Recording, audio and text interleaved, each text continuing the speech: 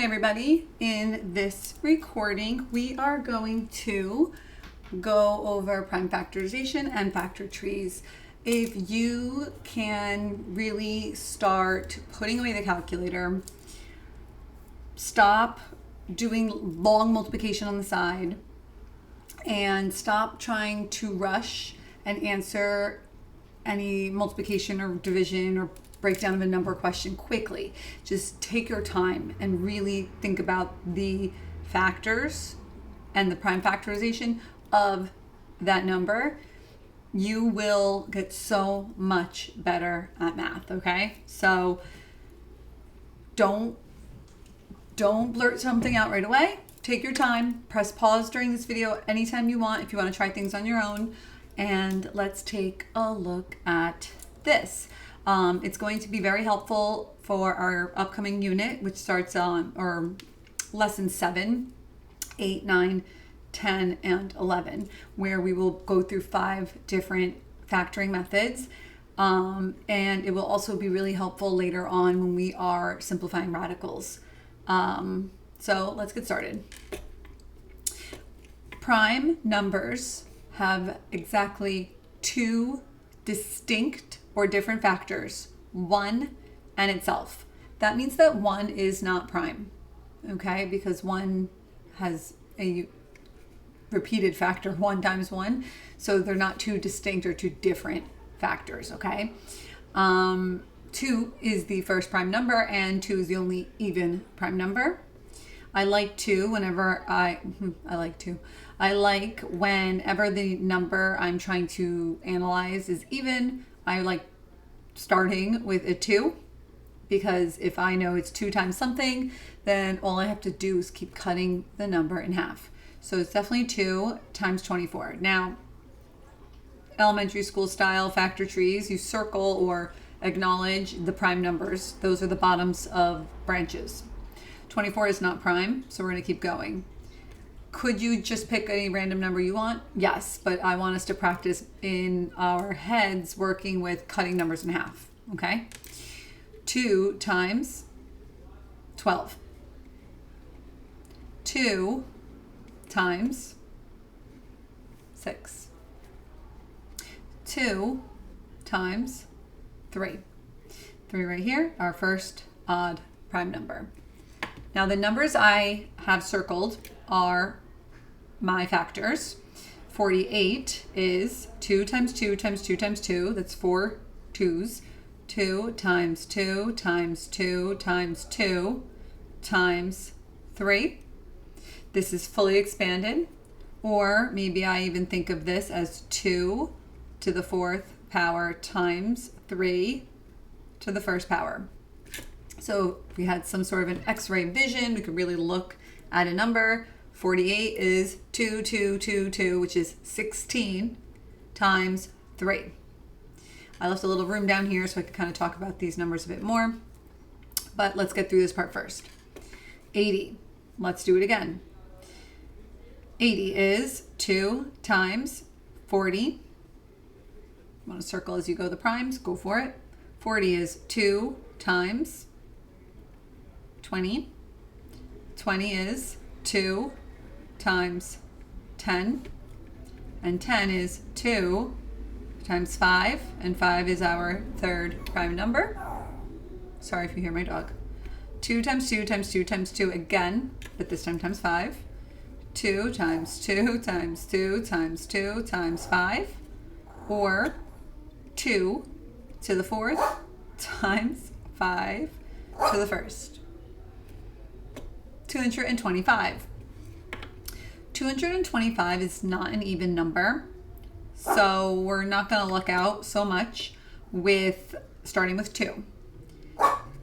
Normally, I might suggest you go to 3, but because it ends in a 5, like, let's just be realistic, it divides by 5, right? So, and 5 is prime, so I'm getting a prime out of the way. So it's 5 times what? Next. Tricks for mental math. Tricks for division. 225 is 100 plus 100. He wants to do something. Plus 25. How many times does 10 go into 100? Whenever you deal with 5, it's really good to think of 10. 10 goes into 100 10 times. Since 5 goes into every 10 twice, then 5 goes into 100 20 times. So we got 20, another 20, that's 40. And then how many times does 5 go into 25? I'm so sorry, I will deal with him in a second. 5, 20, 40, 45. 45. 5 goes into that. Again, it's prime. Why not? Let's write it down. 5 times what? 9. And 9 is 3 times 3. This means we have 3 times 3 times 5 times 5. That's us showing it all expanded. Or 3 to the second times 5 to the second. All right, we got one more.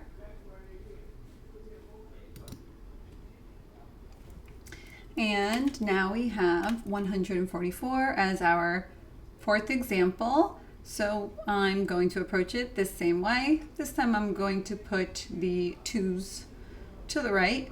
2 times what? Now, breaking up 144, we have 100, we have 40, and we have 4. If we're dividing it by 2 or in half, what's half of 100? What's half of 40?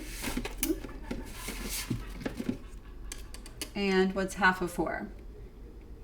50 and 20 is 70, 72. These are things that I want you to do inside your head, not necessarily on paper, but if you have to do it on paper in the beginning, then you do it on paper in the beginning. 2 is still an even number, ends with a 0, 2, 4, 6, or 8. So it's 2 times something. If we wanted to break 72, you could, I know some people have a hard time on numbers. So 72, I could do 60, 10, and 2. And I know 70 is not odd, but the 7 is. So half of 60, half of 10, half of 2. So 36. If you think this is easy, I just need you to keep in mind that you have a lot of people who don't, and we have a lot of people who have been learning remotely for the past year and a half, 2 years, and haven't been held accountable for knowing math facts really well and are probably a bit rusty.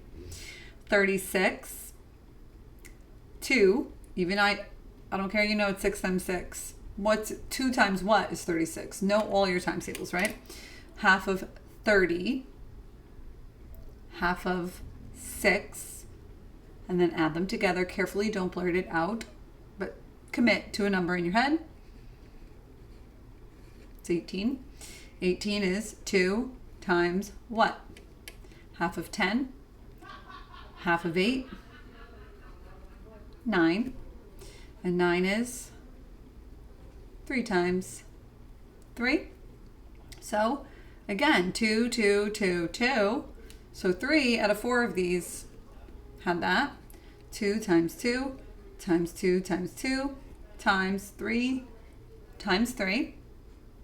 Or 2 to the 4th times 3 to the 2nd. And again, don't forget, 2 to the 4th power is 16. Now, let's take a second to talk about something else that's pretty useful that we can get out of this full breakdown of the number. Let's start with 48. 48, we decided, is 2 times 2 times 2 times 2 times 3. There are going to be situations where you're going to want to figure out every pair of factors, every pair of numbers that multiply perfectly to give you 48. And usually people just like pick randomly out of the sky. They try a bunch of things in the calculator, but you miss numbers sometimes, and sometimes you're looking for a pair for a certain reason. Factoring, polynomials, typically quadratics, but anyhow. So we're going to go in order. You like structure, consistency. Let's do that. 1 times what? Well, 1 times 48. 2 times, here's 2. We're left with these numbers here, and we're going to figure out what that makes by starting with the non-2's and finishing with the 2's, because the 2's times 2 is just doubling. Easy. 3 times 2 is 6 times 2, 12 times 2, 24. Is there a 3 up in this list? Yes. 3 times 2 to the 4th, which I hope you memorize, is 16. 4. There's a 4 here. Where is it, you might ask? 2 times 2. That's 4. So 4 times 6, 12. So 4 times 12. Is there a 5 on this list? No. Is there a 6? Yes. 2 times 3. And what's left? 2 times 2 times 2. So 6 times 2 to the 3rd, which is 8.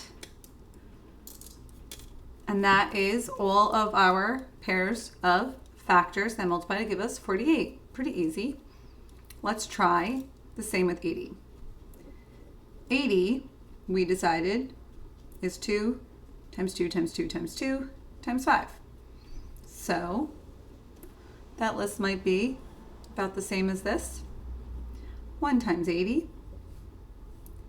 2 times 5 times 2 is 10, times 2 is 20, times 2 is 40. I know some of you know these in your head.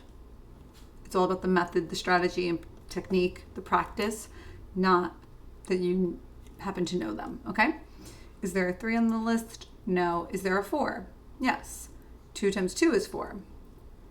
That means 2 other 2's and a 5 are left. 5 times 2 is 10, times 2 is 20. Is there a 5? Yes, right there.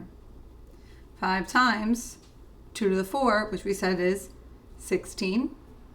Is there a 6, a 7, and 8? There's an 8. 2 times 2 times 2 is 8.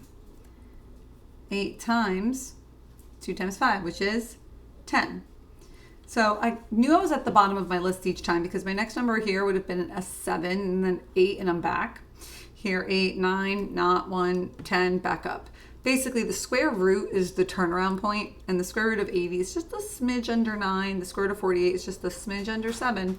So that's really where I turn around and don't need to worry about figuring out more pairs, okay? 225 is 3 times 3 times 5 times 5. 1 times 225.